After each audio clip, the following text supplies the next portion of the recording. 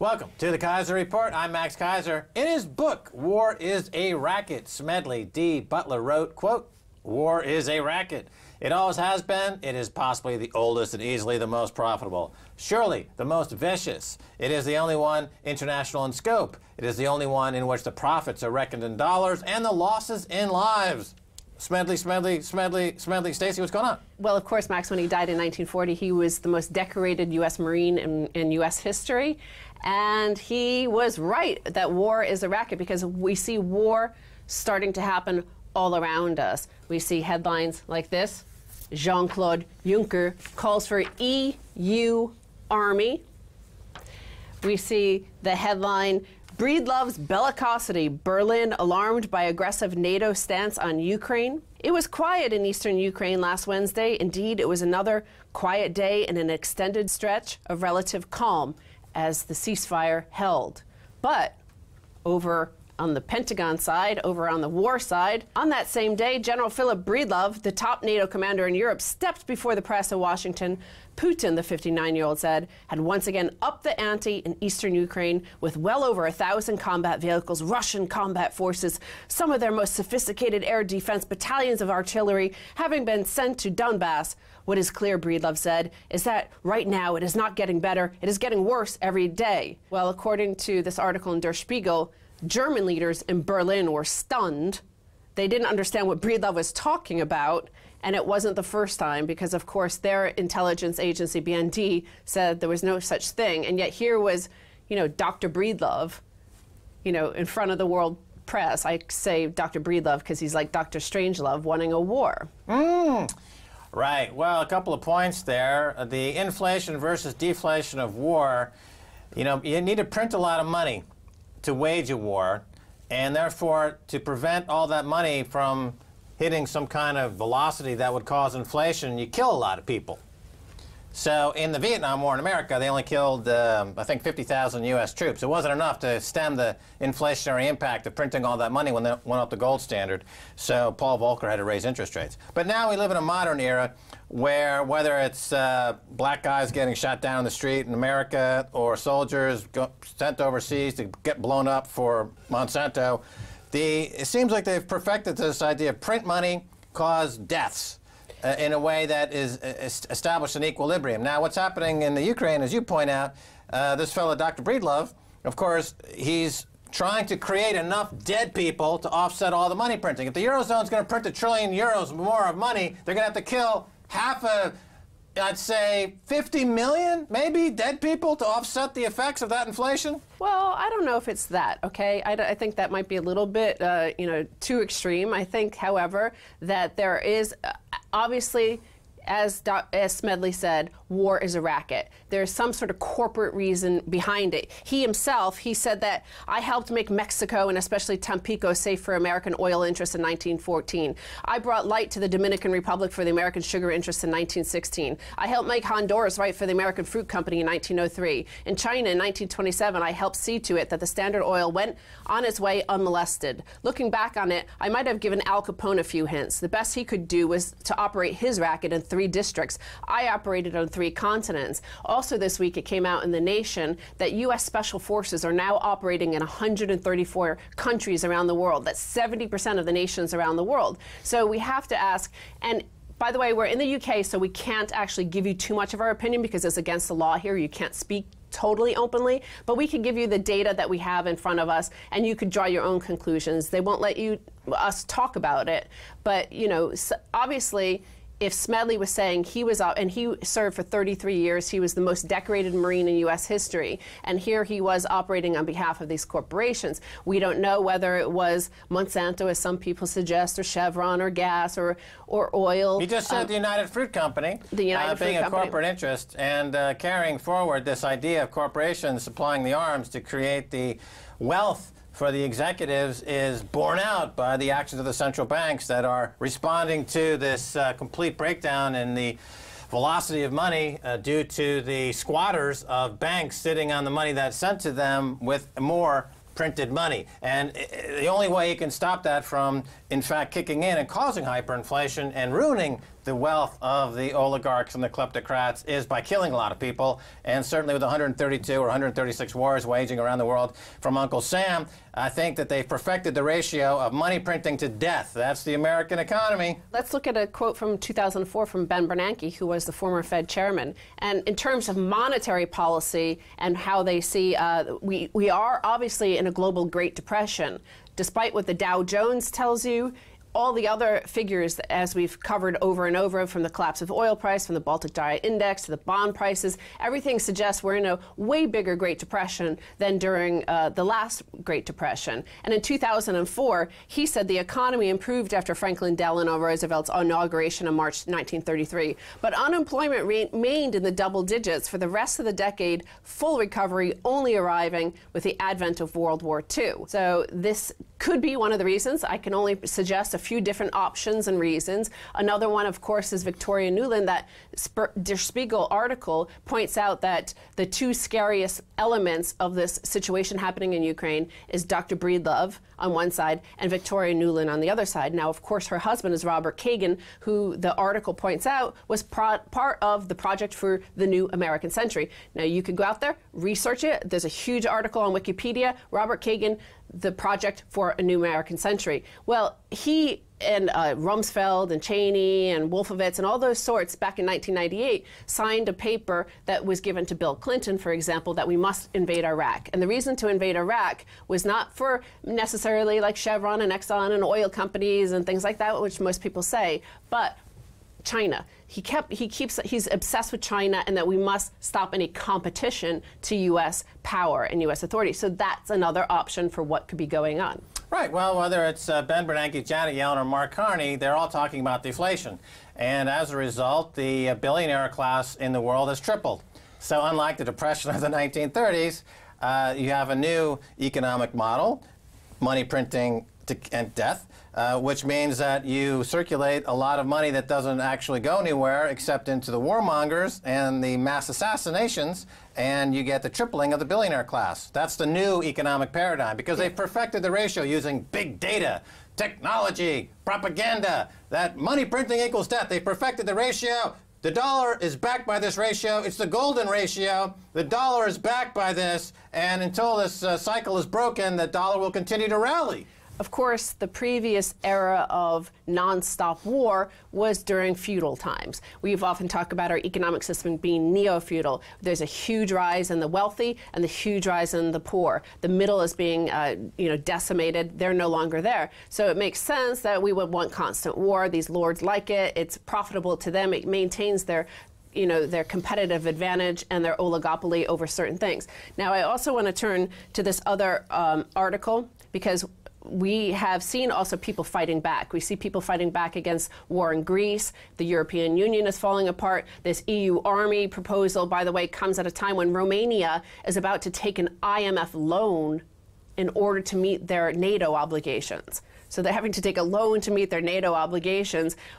How many more loans they'll have to take for that? Of course, that's part of the deflation. Money, the deflation, but also the money cabal. That That's right. It doesn't. It's not a coincidence that in the UK and France in the past year or two have also paid off their final elements of the Marshall Plan, all the loans given to them by the U.S. 50, 60 years ago. So here's an article in The Guardian where we achieved something. We actually got them to change their presentation, this is good. their I love propaganda this. thing. Yeah. So the headline read, "The women fighting on the front line in Ukraine. 6 female volunteers in the struggle against pro-Russian separatists talk about the decision to go to battle for their country and their hopes for life after war. The volunteer battalions fighting alongside Ukraine's army are known for being fierce on the battlefield. They also have a reputation for fierce nationalism and far-right views."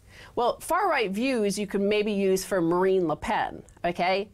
We're going to look at one of the people they profiled, for example, and what we did to change it.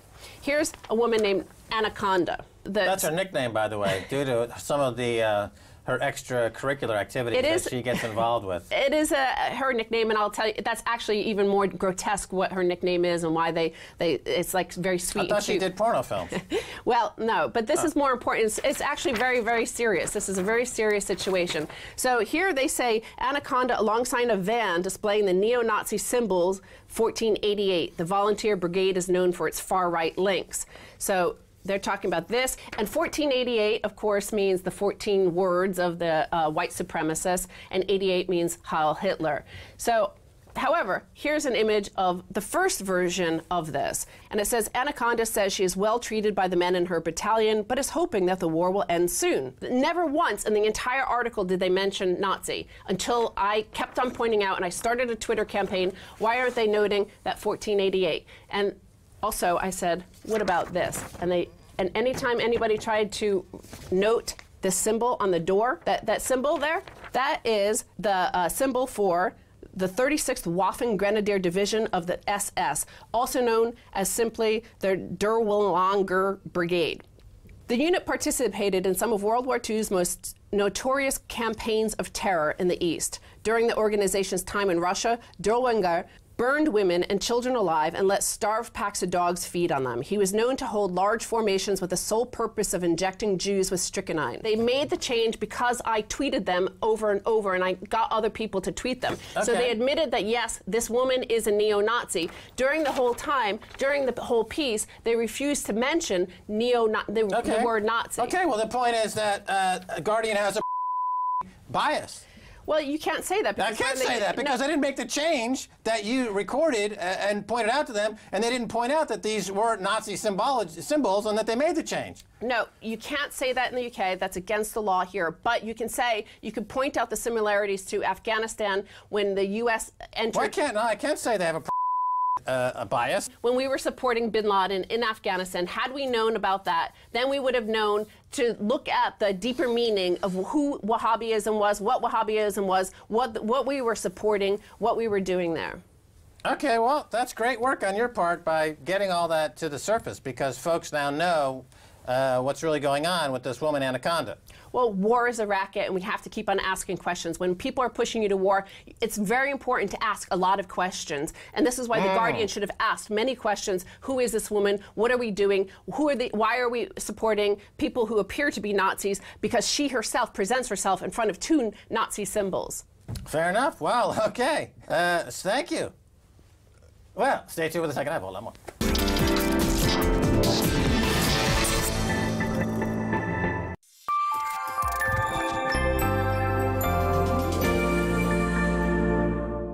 يا يابا يابا يابا رجع يابا يابا يابا الغربة ما درى جذاب اللي يقول الغربة الراد غربنا ولقينا الغربة زلة يا نيال اللي شم تراب سوريا ويحضنها. Lebanon, a country where every fourth person is a refugee. والله ما جينا غير جبنا يعني هالثياب اللي جينا فيها، يعني احنا طلعنا حل، احنا طلعنا صفحة منها مزرعة. قاعدين قام جتنا قذايف، جتنا قذيفتين صارت مجزرة عنا، ماتت نص العالم. Displaced Syrian children are struggling to support their families, abandoning their dreams. بدينا نحا خبز نعيش بدنا ناكل ونشرب مجبور لأنه ما مجبور بشتغل ما اشتغل بس ما فينا مدرسة ولا شيء حتى فينا أصير دكتور.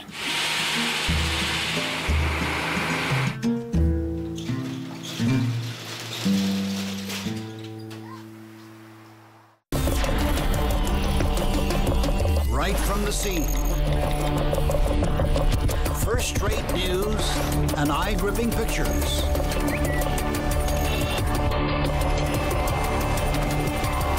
On our reporters' Twitter and Instagram.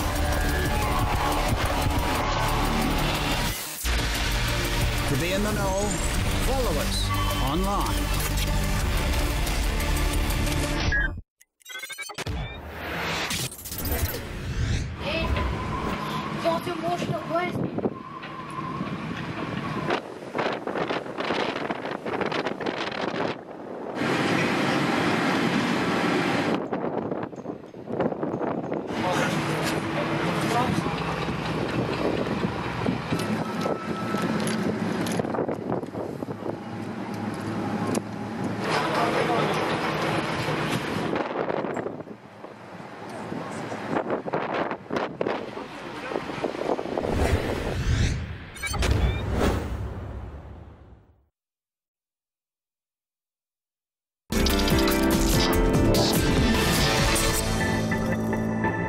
Welcome back to the Keiser Report. I'm Max Keiser. Time now to turn to the man, the legend, Ronnie the Rocket O'Sullivan.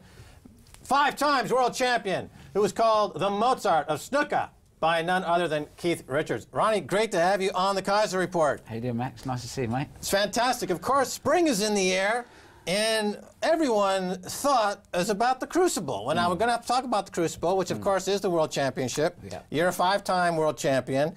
Some of your performances, I think, will probably be noted as the most spectacular performances ever recorded in snooker. During your, you notice I'm using the British pronunciation of snooker instead of snooker, which everyone laughs me out of these stadiums whenever I say that. But the Crucible's coming up. And hopefully, yeah, we were going to go up there and check it out. Are you busy training for it, or how do you prepare? To be fair, I've kind of like, since January, I kind of took some time out. I've been playing, but just kind of just lowered the intensity a bit, because I know coming into this period, it's going to be important to be fresh. And obviously, if I have any hope of winning the World Championships, I want to kind of be coming into my better form. So it's just about pacing myself, really, at the moment. So the game is, in America, there's in golf, for example, you know, you're on this huge putting surface and you make these long shots, and it's extremely tense. There's an old saying in golf in America that you drive for show and you putt for dough. Now, at snooker, the entire thing is about these precision shots. Now, you yourself told me once that only in this game of snooker can you only win on perfect shots, unlike, let's say, tennis, where a bad shot can be a winning shot. But in snooker, only perfection works. Yeah, I mean, the idea of snooker is obviously to score as many points and pot as many balls as you can, and it kind of, that's, without doing that, you're not going to win much, you know, so you can have the best safety, the best potting, but usually the guy that wins the most is the man that can control the cue ball, keep it tight, score big breaks, and then that just kind of puts a lot of pressure on your opponent, and then they end up making the mistakes to let you in easy, and then it's kind of like an easy day at the office, you know, as long as you can kind of conduct and make breaks efficiently.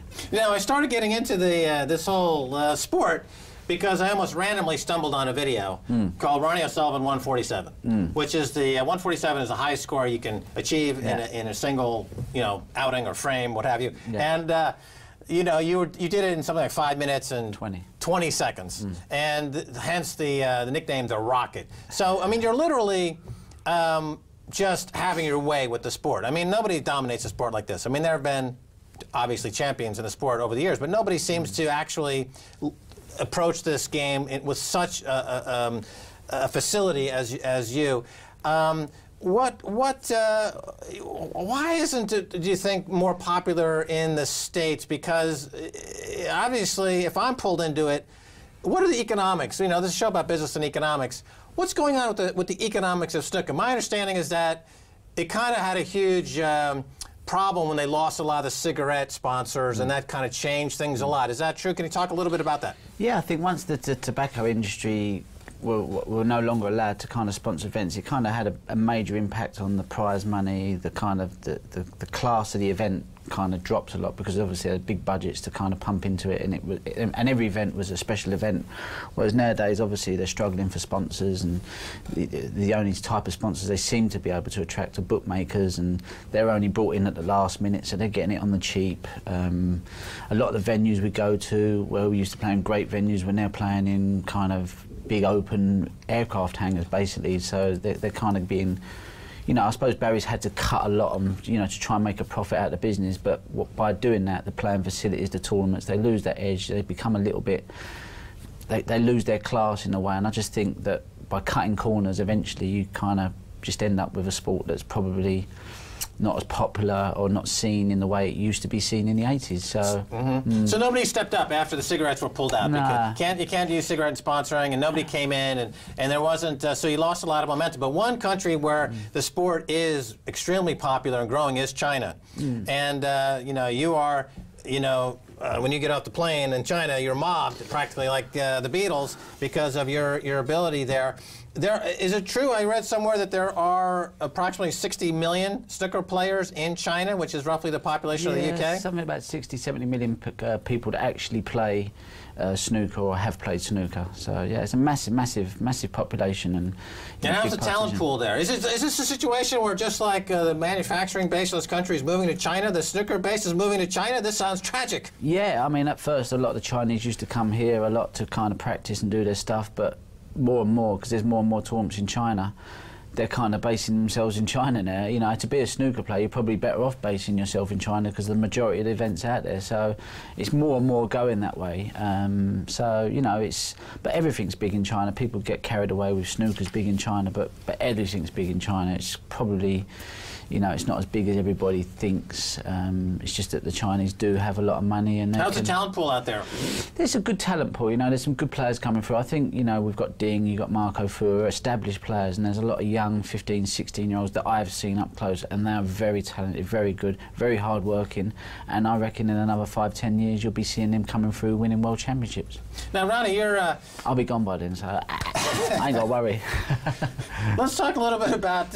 now, your background is you grew up, you know, in London, basically. And and in a part of London that's undergoing a tremendous transformation at the moment. That kind of the London area, the Soho area. You know, there's a lot of sex shops and these types of things, and now it's become My dad owned a lot of them years ago. Right. So now it's becoming all coffee shops, or as one of George Osborne's advisors called it, the flat white economy. I'm not sure what he was referring to exactly, but so.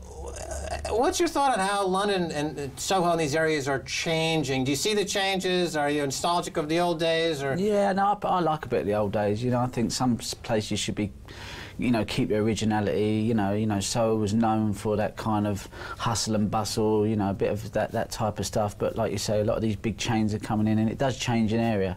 But I think Soho is one of them. It's a bit like New York. When you go to New York, there's an energy in the air, and you just want to kind of keep that. You know, the characters there and the people that are kind of been brought up in that area. But, you know, it has changed a lot, but so has everything else. And, you know, I don't think there's a lot you can do about it. You know, big corporations and that just seem to be coming in and just taking over.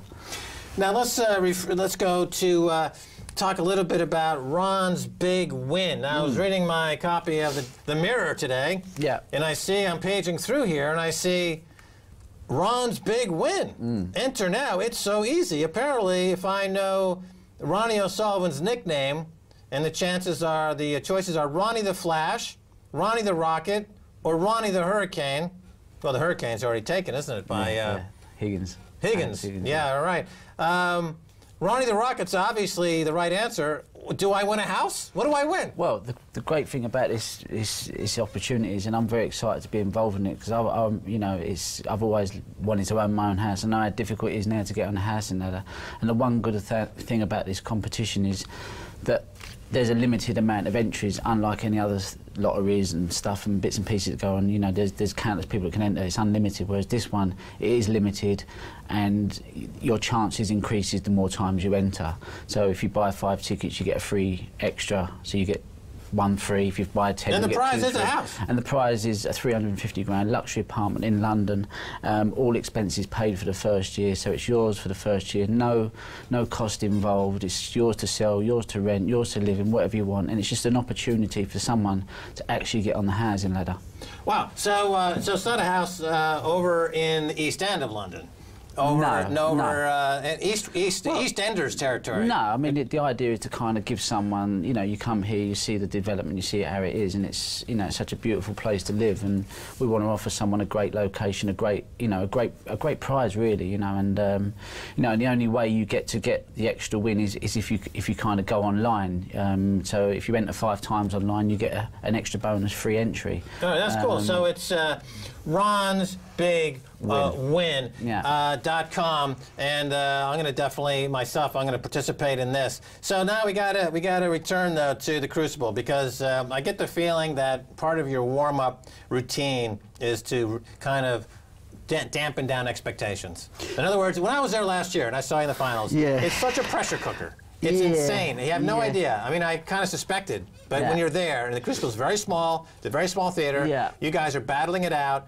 You know, every single shot is a heartbreaking shot. So mentally, it requires extraordinary mental. Was you at the Masters when I played in Selby in the final and won that? Was that the year? I saw it on TV. Was you there in some of the earlier matches? I was there earlier in the Masters earlier, correct. Yeah, that's right, Selby. And right. that was one of them weeks where, and that's a pressure cooker as well, and that's the Masters, the World Championship UK. They're big events, so you want to kind of produce your best snooker there.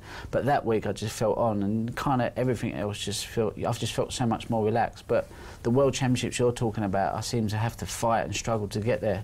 And I found myself in the final, and I'm thinking I was like 10-5 up, I think. Yeah. No, you're talking about last year. Yeah. You want to talk about last year, Ronnie? I mean, not really, but you know, it was a very intense situation. It was probably one of the toughest matches I've ever been involved in because, you know, I just felt like... Okay, Mark Selby controlled the pace.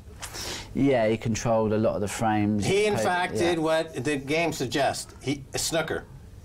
Yeah, I mean, if that's what you call snooker, yeah. I mean it's a different style. But it's annoying because it seemed to me, if we get into the actual match here, that he was overstepping what would seem to be the limits in terms of time between shots, just to be particularly annoying. Yeah. I mean, isn't like in basketball, there's a shot clock? I mean, this guy was just out there like filing his nails, redoing his hair, you know, blah, blah, blah, going on and on and on. And we're like, look, you know, you got to take a shot, you know, or not.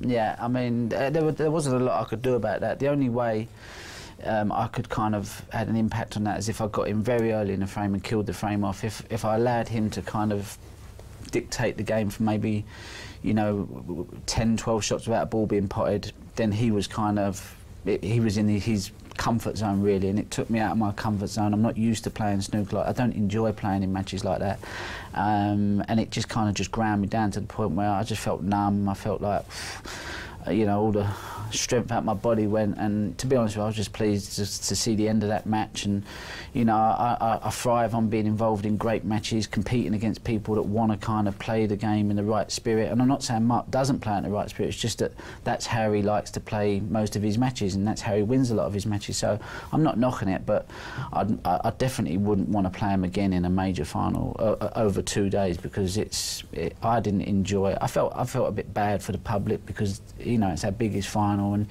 you want to be involved in spectacular matches, a bit like the ones that I've been involved with Jard and Okay, so the ramping up, though, psychologically, getting the game together. So look, it could be, once again, in the crucible, aptly named, and it could be a repeat, could happen again, and that's the nature of it. And we're big Ronnie O'Sullivan fans, and you know, we have a pro Ronnie O'Sullivan bias on this show. So you know, I guess we'd have to invite Mark Selby on.